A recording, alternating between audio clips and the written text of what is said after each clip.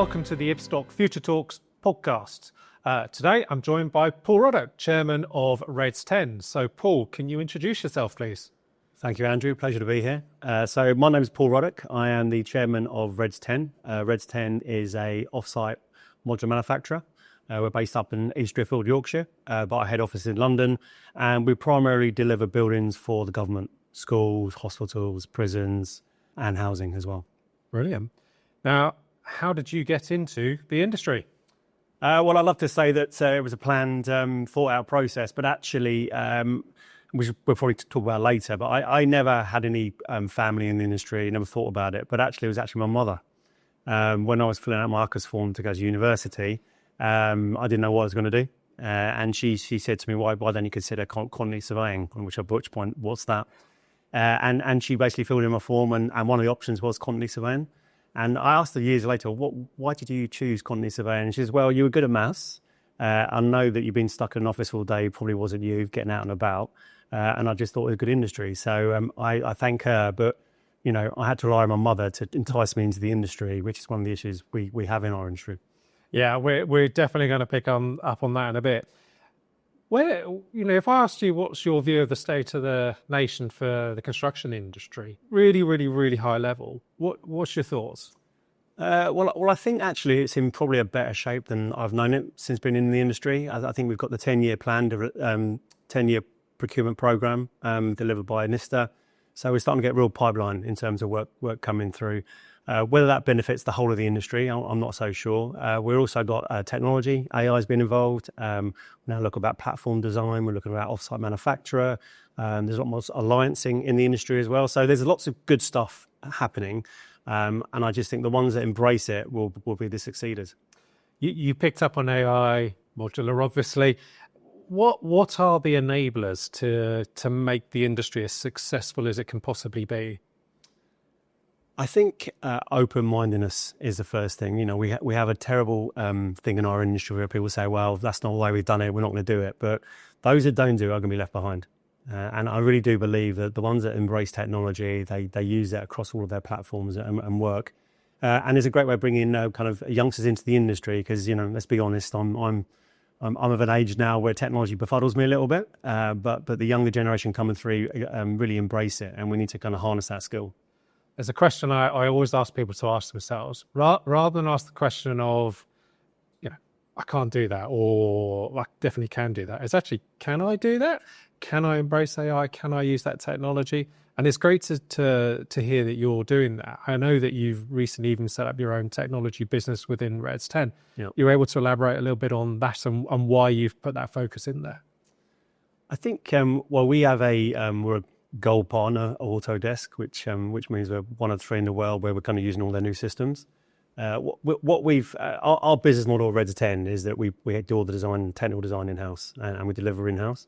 And what we're really realizing that if you have all the technical information, then you can really do something with that data because it's our data, we can organize it and we can put it on the same platform. So for us, we are really thinking about how we can automate design, how we can automate QA, how we can automate taking off and quality as well. But it all starts with having the data. You know, construction is just a mindful of data. When we think about it, you know, we've got building regs, we've got kind of CP, ER requirements from the clients, we've got external data and live data coming back. But if we can harness all of that, then we can really kind of start to see the productivity because construction's got productivity issues. I think productivity is one of those areas that I see a huge opportunity and a key thing for the future. I think some of the things you're doing, obviously with Reds10, embracing modular offsite construction, that starts to generate some of that innovation.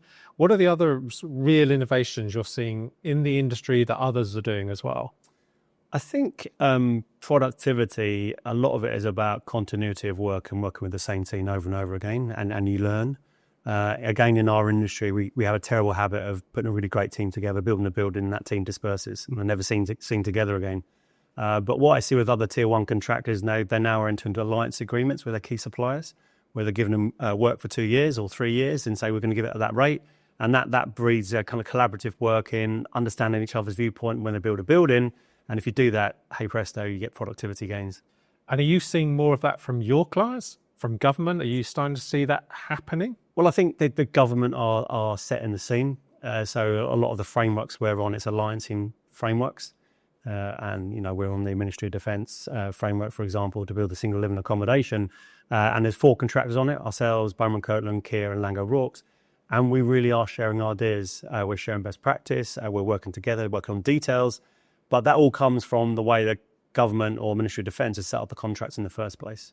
It's an alliancing contract, and it's almost like a bust-up approach. And those who embrace alliancing and moving forward and working together win more work.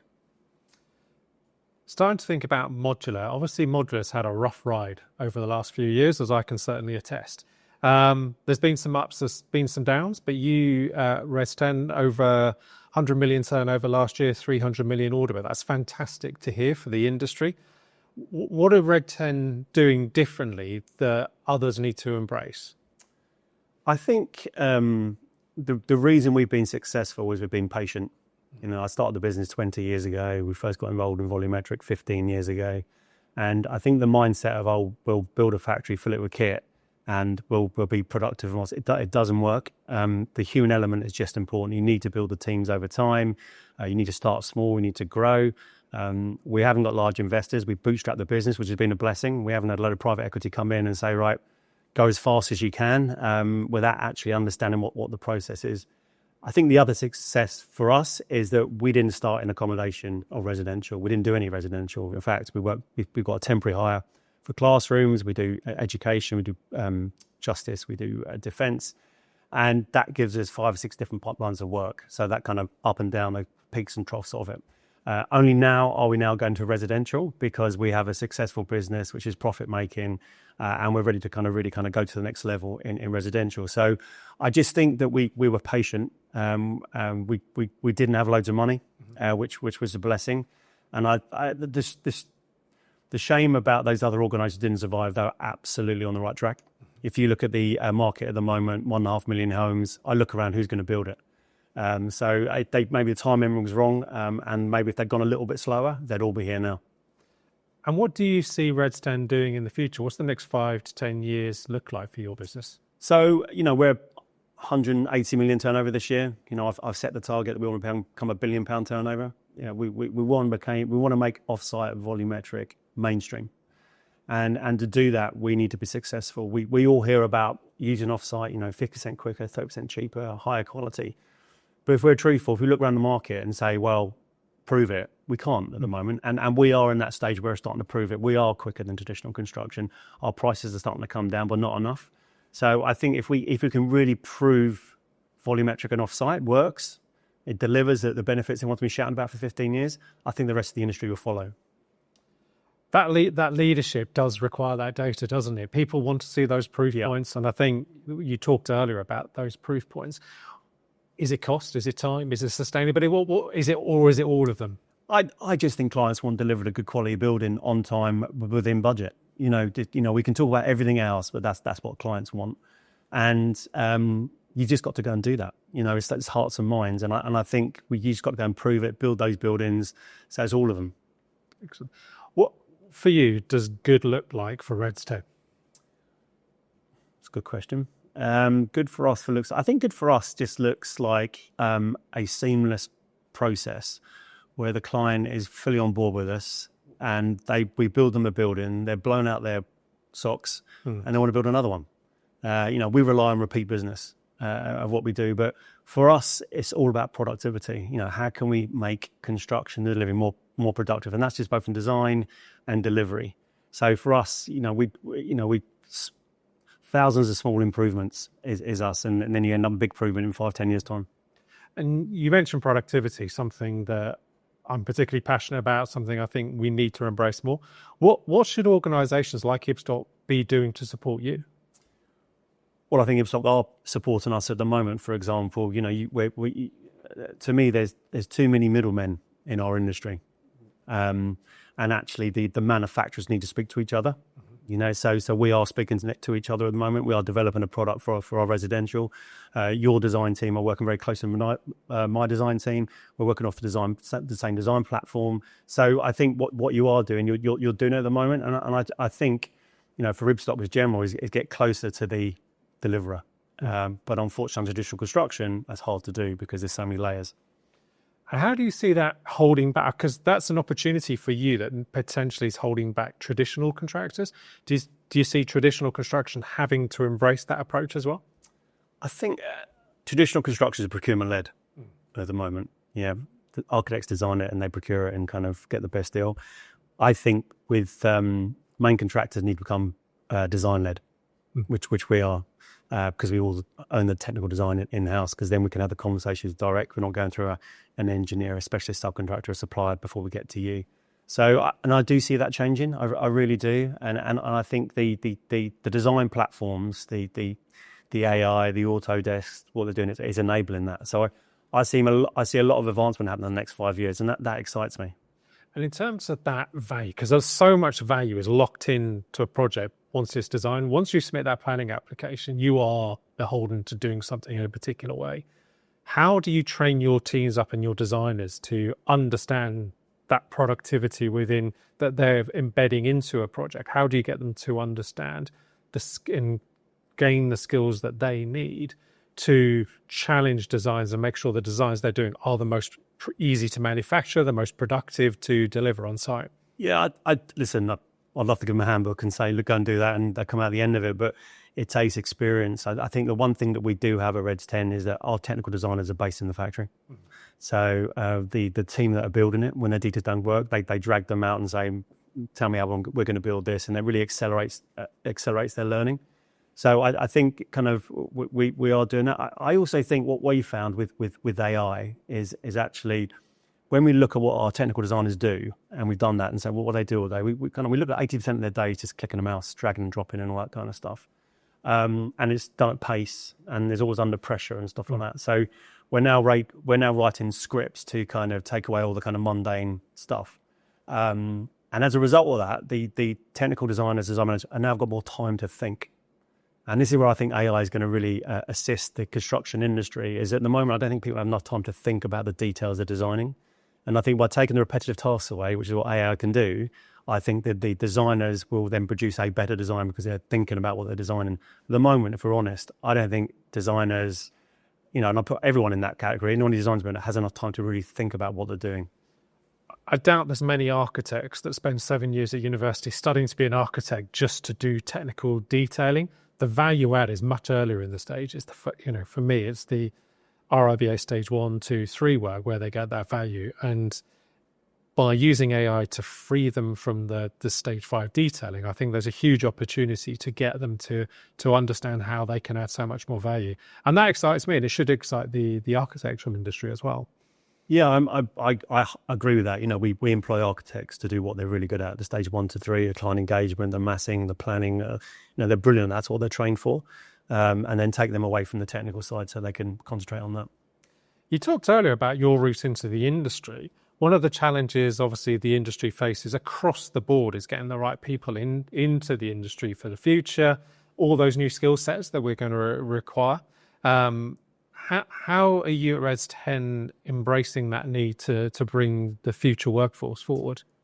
Oh, I'm passionate about this, about, how do we get youngsters into the industry and actually, in some ways we're lucky because we have a fixed factory up in East Yorkshire. I'm talking about trades now. In my head office in London, we take quantity surveyors, project managers on, design managers and stuff like that. And there seems to be a bit more of a route into the industry.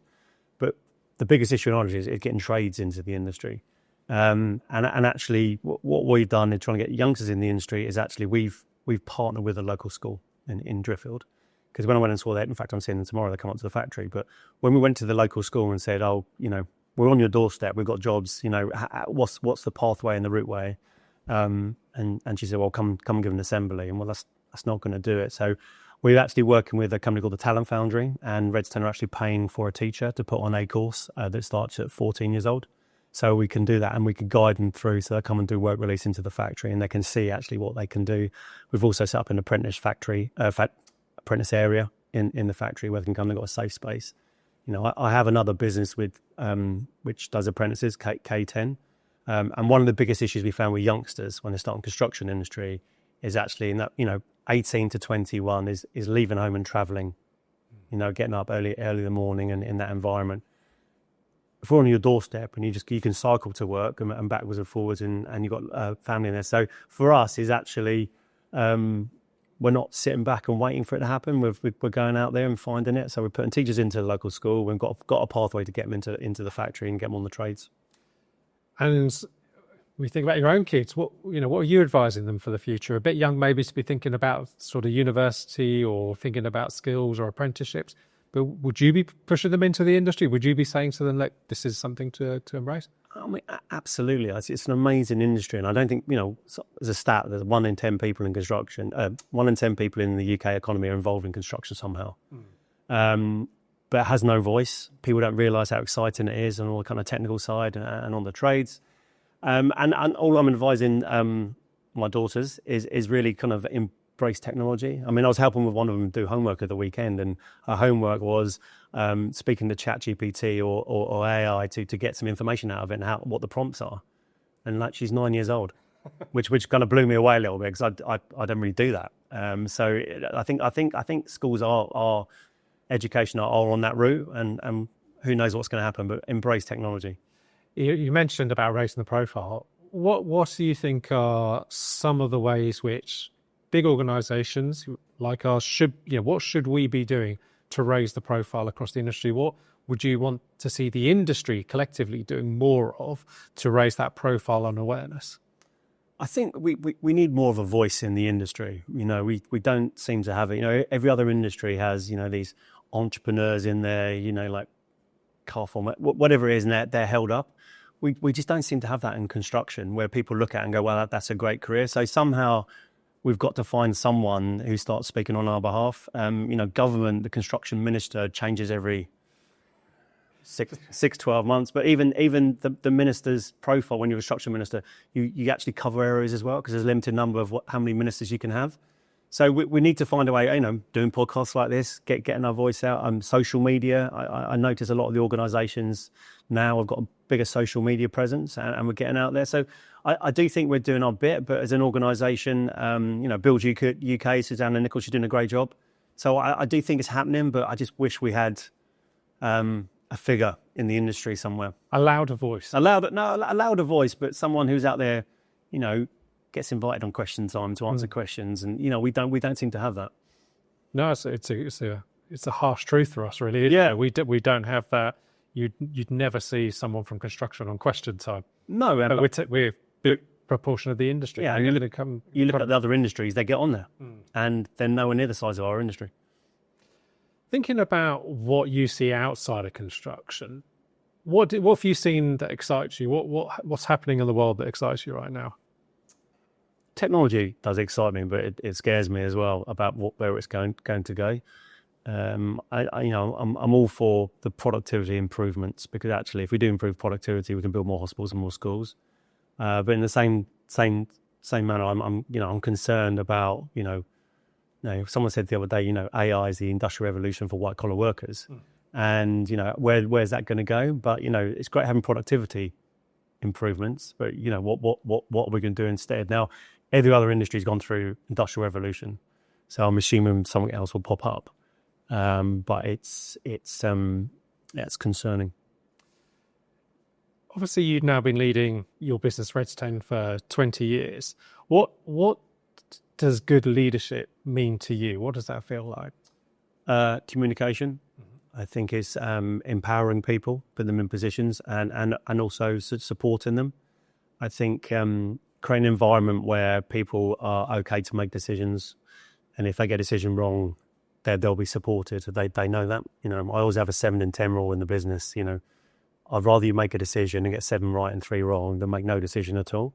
And it's amazingly how quickly people can retrench and go into a kind of environment where they don't make a decision.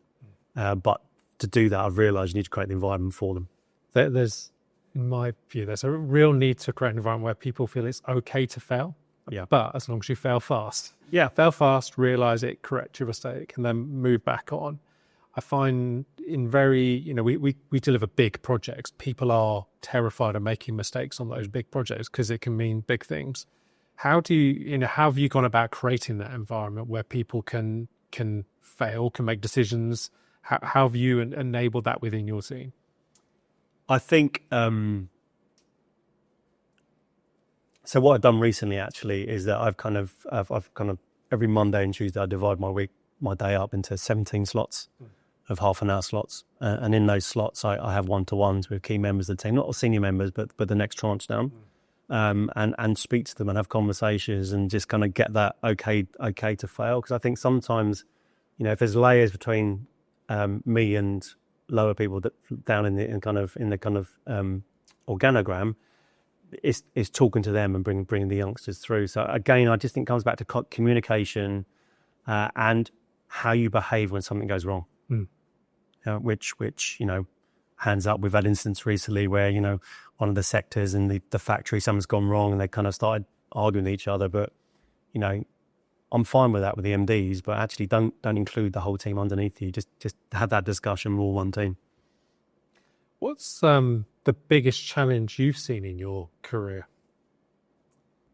So me personally, I'm a trained chartered quantity surveyor, and now I own a construction company and a manufacturing company, and learning those skill sets and understanding it. So, but I just think sometimes challenge is great. You know what I mean? It can continually evolve and seek new things and understand how you move on. So I can't think of one particular challenge. I've had lots of challenges after COVID, for example. The company was on its knees in terms of as other companies were and rebuilding it back. But since COVID, we've had great growth. And when you start to think about your own personal development, and you talked about you start off in a business, you train to be a quantity surveyor, but actually then you end up, when you start your business, you end up doing your HR, finance, you end up doing marketing, you end up doing every single job. How have you sort of developed yourself? What have you done to invest in yourself to enable you to grow and allow the business to grow around you? Well, I think it's one of the good things about my position is I can hire my next tutor. So at the moment I'm always looking out for non-execs with particular experience. At the moment, at the moment we're kind of potentially looking for our next stage of growth, much bigger. I've gone from where we are now to business. So I've gone out and got a couple of new non-execs who have been through that growth, who understand HR, and it's really interesting as you grow the business. So when we were 10 million turnover, you're right, I was doing HR, I was doing finance, I was writing the invoices, I was sending them out, which you have to do. The size we've got now, we've got departments that do that, department heads, and because I've built the business over the last 20 years, I haven't worked in a large organisation that teaches you how to run department heads and set budgets and all that kind of stuff. And I realise that. So what I do is I try and find people who've got experience and bring them into the business and kind of tutor me, mentor me on that, and then go on to the next level. Excellent. And look, just a final note for me. What most excites you about UK construction today? I think UK construction is seen as, and I don't think we realise, as kind of one of the forerunners in the world in terms of design, technical design in the cloud. I went to Autodesk University in San Diego last year, where I was invited to come on give a talk, and we had all the construction designers from around the world there. It was amazing in San Diego, 10,000 people there. And what struck me is how highly thought of the UK construction is thought of. I mean, in South America, they're still using CAD. Some countries are still using paper drawings, and I think sometimes we give ourselves a hard time about actually how far we are ahead. With the mandating of BIM all those years ago, we've got a lot right. And I think this could become a bigger export for us. At the moment, we export all of our engineering and kind of design architects around the world, Fosters, the design and everything. But actually, we can start exporting our kind of technical skills, I think. Brilliant. Well, thank you very much, Paul, Chairman of Reds10. It's been great to talk to you. Thanks very much.